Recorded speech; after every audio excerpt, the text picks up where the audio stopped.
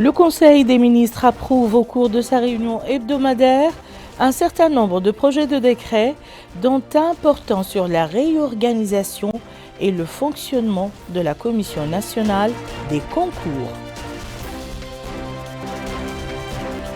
Le Premier ministre reçoit en audience une délégation du FMI, le Fonds monétaire international, les voies et moyens de renforcer et développer les relations entre notre pays et cette institution au menu des discussions.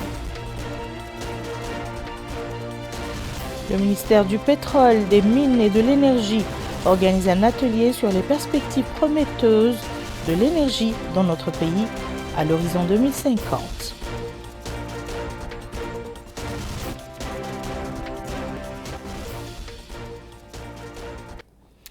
Madame, mademoiselle, monsieur, bonsoir et bienvenue dans le journal. Le Conseil des ministres s'est réuni aujourd'hui à Nouakchott sous la présidence de monsieur Mohamed Ould-Cheikh El-Ghazouani, président de la République. Au cours de cette réunion, le Conseil des ministres a adopté plusieurs projets de décret. Le communiqué du Conseil des ministres avec Krakissi. Le Conseil des ministres s'est réuni ce jeudi 9 mars sous la présidence de son Excellence, Monsieur le Président de la République, Mohamed Ould-Cheikh El-Ghazouani. Le Conseil a examiné et adopté les projets de décret suivants. Projet de décret modifiant et complétant certaines dispositions du décret numéro 2014-060 du 13 mai 2014 portant réorganisation et fonctionnement de la Commission nationale des concours.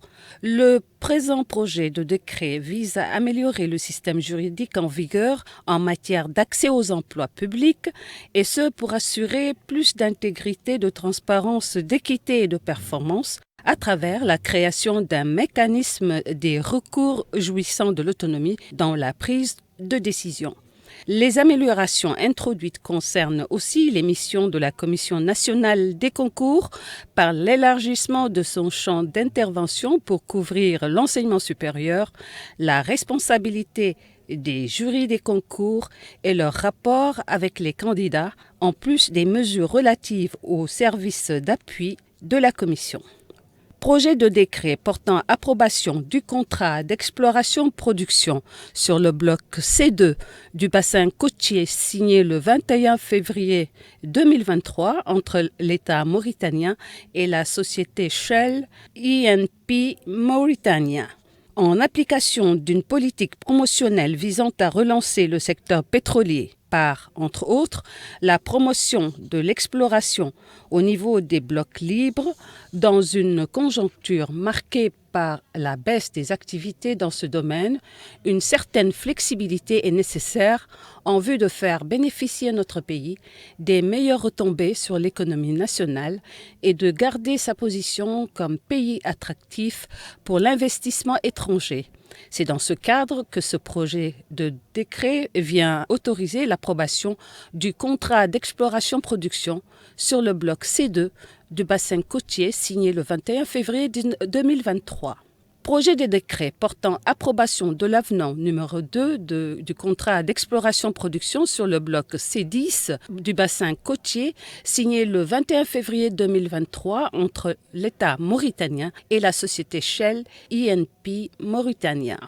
Compte tenu de l'importance de renforcer les capacités pétrolières du bassin côtier, en particulier dans la conjoncture internationale actuelle, caractérisée par une diminution des activités d'exploration, et d'améliorer la flexibilité avec les concessionnaires situés dans les sections en eau profonde, d'une part, et étant donné que les dispositions de l'article 20 du Code des hydrocarbures bruts relatif à la durée de la période de recherche ont pu être respectées d'autre part, ce projet de décret entérine la signature d'un avenant qui intègre le réaménagement des phases d'exploration du contrat d'exploration-production sur le bloc C10 du bassin côtier.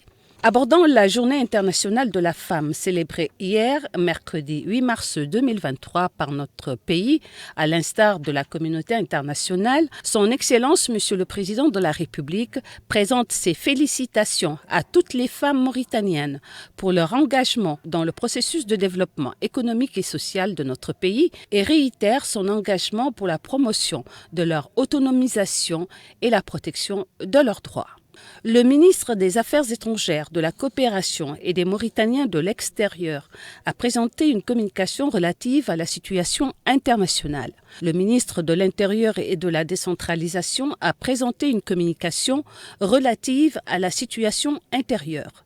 Le ministre des Affaires économiques et de la promotion des secteurs productifs a présenté une communication relative à l'exécution des projets au mois de janvier 2023. La performance de la réalisation des activités programmées s'est relativement améliorée au mois de janvier. Le nombre et le pourcentage de projets dont le niveau de performance est satisfaisant au mois de janvier est quasi inchangé par rapport au mois de décembre, tandis que le nombre de ceux dont le niveau de performance est moyen a légèrement augmenté. Ainsi donc, la performance des 67 projets dont les réponses ont été reçues montre une dynamique de progression positive en janvier 2023. Enfin, le Conseil a pris les mesures individuelles suivantes. Présidence de la République, secrétariat général de la Présidence de la République, secrétaire général du Conseil national de la jeunesse, Ahmed Mohamed El Mokhtar Ismail, titulaire d'un baccalauréat en droit et charia. Ministère de l'Habitat, de l'Urbanisme et de l'Aménagement du territoire sont relevés de leurs fonctions. Yahfour Oul-Shrif, chargé de mission. Brahim Oul-Aynina, directeur de la planification et de la régulation des constructions.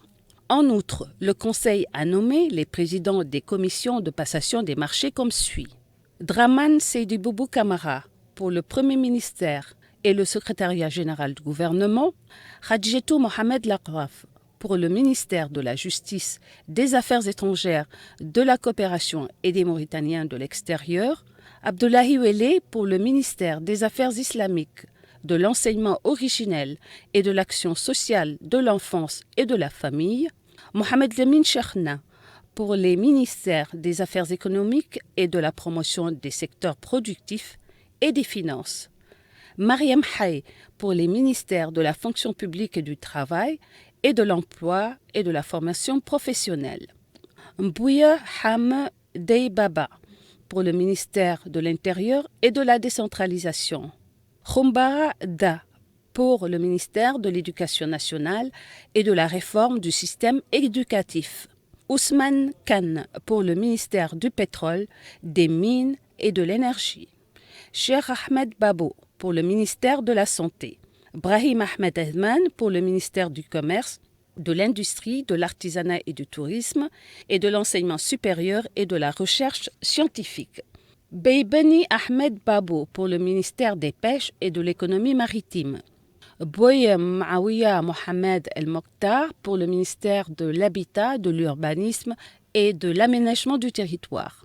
Mohamed Mohamedou pour le ministère de l'Agriculture, Hasni Mbarek pour le ministère de l'Élevage, Mohamed Yahdi Sid Ahmed pour le ministère de l'Équipement et des Transports, Sid Ahmed Mustafa pour le ministère de l'Hydraulique et de l'Assainissement, Demba Leloche pour le ministère de la transformation numérique, de l'innovation et de la modernisation de l'administration, et Yacoub Diawel pour le ministère de la Culture, de la Jeunesse et des Sports et de Relations avec le Parlement. Dahid El Qassem Zeyn pour le ministère de l'Environnement et du Développement durable. Le ministre de l'Équipement et des Transports, porte-parole du gouvernement, le ministre des Affaires économiques et de la promotion des secteurs productifs et la ministre de la fonction publique et du travail ont commenté dans une conférence de presse qu'ils ont tenue ce soir les résultats du Conseil des ministres. Les membres du gouvernement ont développé devant les journalistes les différents projets de décrets examinés au cours du Conseil des ministres.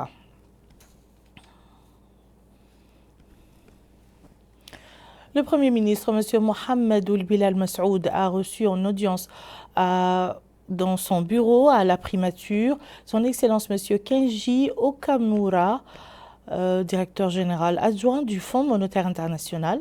La réunion a porté sur les relations de coopération entre notre pays et le Fonds monétaire international et les moyens de les renforcer.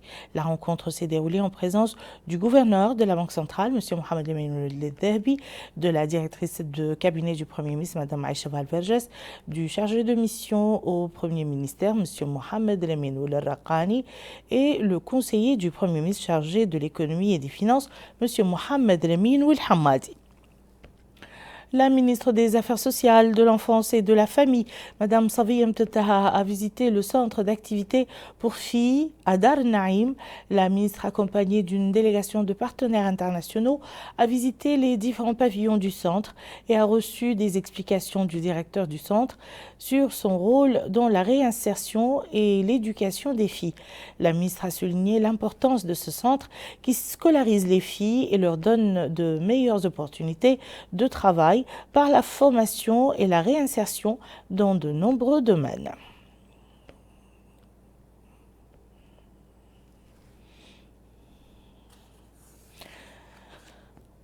Aujourd'hui, le ministère du Pétrole et de l'Énergie a organisé un atelier pour formuler la trajectoire de la transition énergétique après 2030, afin de contribuer à l'atteinte des objectifs énergétiques de réduction de carbone d'ici 2050. Récit de Bokar Belaba.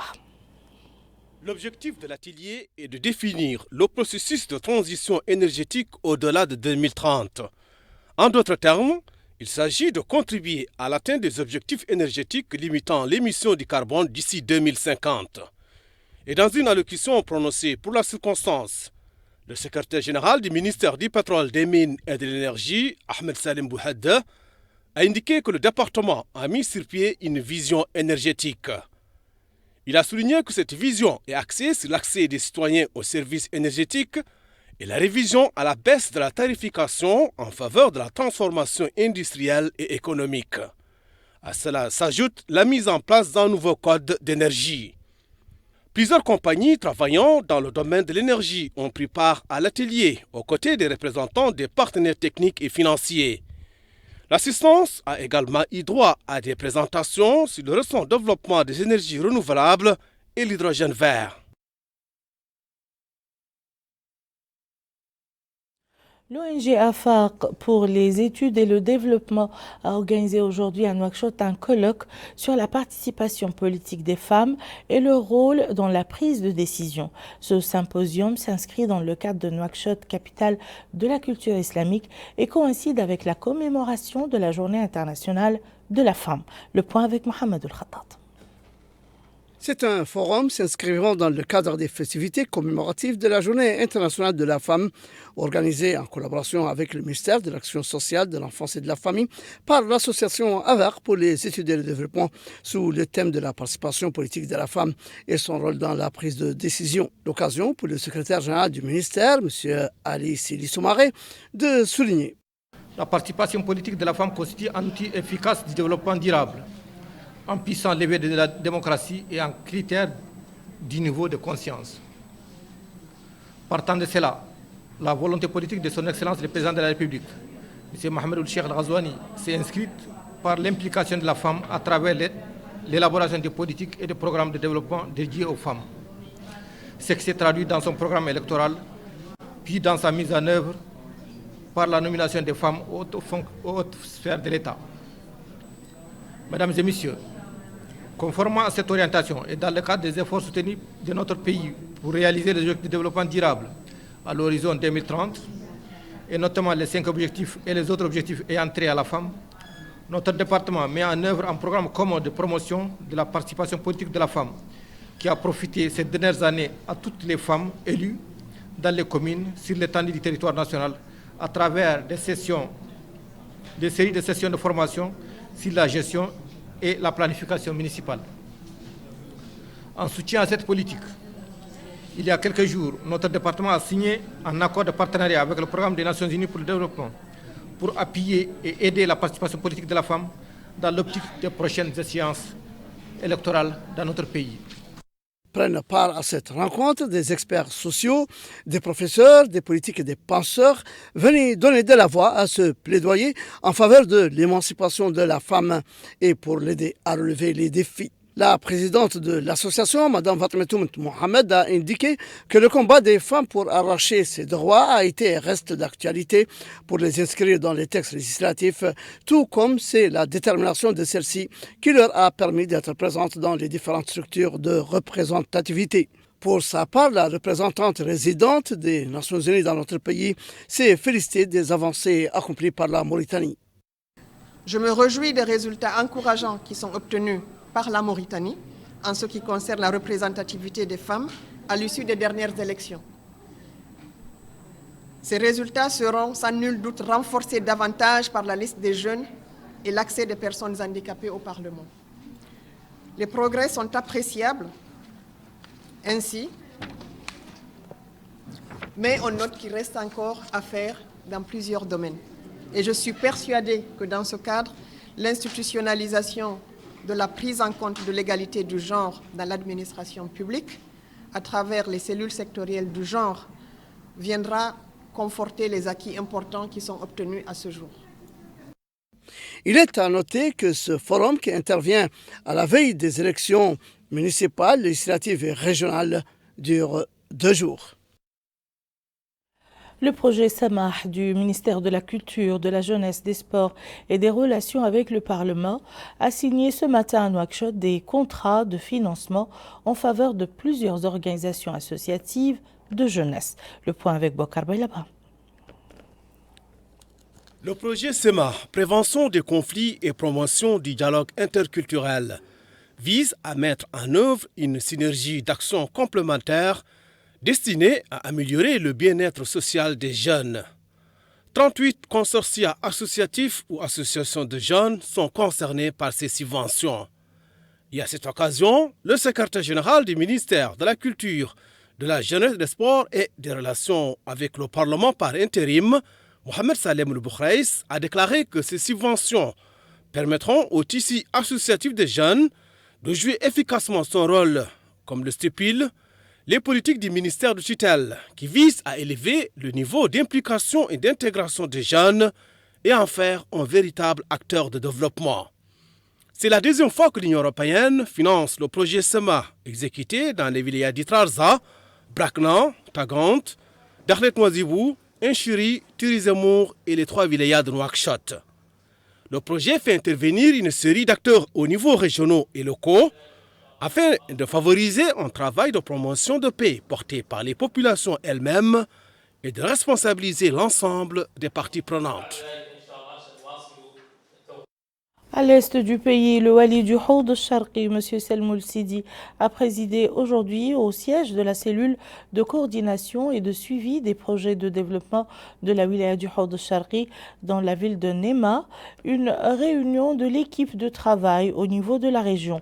La rencontre qui s'est déroulée en présence du président du conseil régional et des directeurs et chefs de services régionaux a été consacré à échanger sur les meilleures façons de coordonner et de suivre la mise en œuvre des projets avec les secteurs concernés, les partenaires et les représentants de l'État.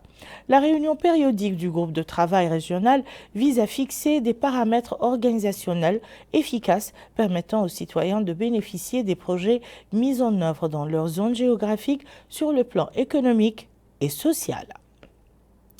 Les femmes au sein de la Société nationale de l'industrie et des mines SNIM au niveau de la ville de Zouérat, réunies hier soir au siège de l'association culturelle et sportive de Kaïdi, ont organisé une cérémonie de commémoration de la Journée internationale de la femme.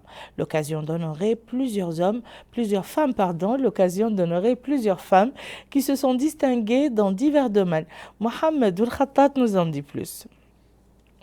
Après une année de travail et de labeur, les travailleuses de la Société nationale industrielle et minière SNIM ont préféré célébrer la Journée internationale de la femme à leur manière en se réunissant dans les locaux de la société.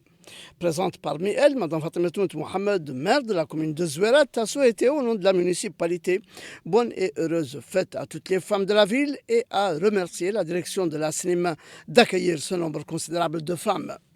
Pour sa part, la présidente de l'association des femmes travailleuses dans le gisement de Zouerat, Mme Zainab El-Hardi, a rappelé l'importance de cette journée et de sa célébration, précisant qu'elle félicite la femme mauritanienne de manière générale et plus particulièrement les femmes travaillant dans la société CNIM, qu'elle invite à redoubler d'efforts, de sérieux et de responsabilité pour augmenter la production de la société et partant booster l'autonomisation économique des femmes et au-delà le développement du pays. De son côté, la déléguée syndicale, Mme Fatima Meissara, a souhaité bonne fête à ses consoeurs, les incitant à plus de labeur et appelant à considérer les efforts et sacrifices des femmes à leur juste valeur. La cérémonie de commémoration de la Journée internationale de la femme a été marquée par la distribution de prix aux lauréates des jeux traditionnels, notamment Sig Krour et le Holi africain, organisés par l'association.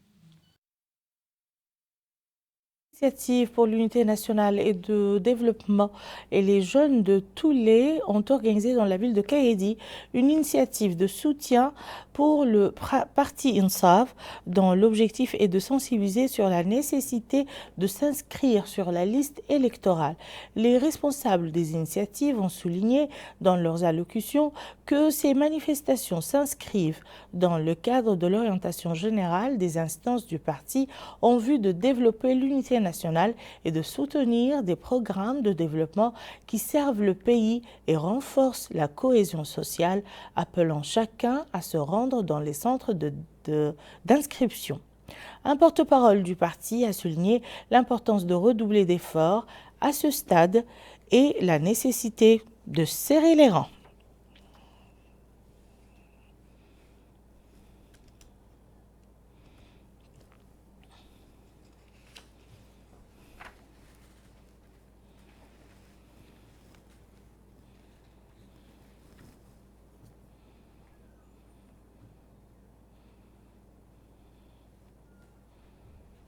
Et voilà qui met fin à ce journal. Tout de suite, le rappel des titres. Le Conseil des ministres approuve au cours de sa réunion hebdomadaire un certain nombre de projets de décret, dont un portant sur la réorganisation et le fonctionnement de la Commission nationale des concours. Le Premier ministre reçoit en audience une délégation du FMI, les voies et moyens de renforcer et développer les relations entre notre pays et cette institution au menu des discussions.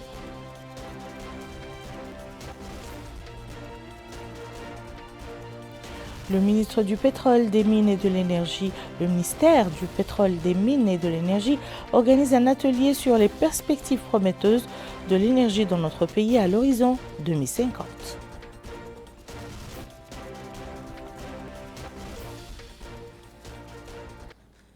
Merci, madame, monsieur, de nous avoir suivis. À très bientôt, Inch'Allah.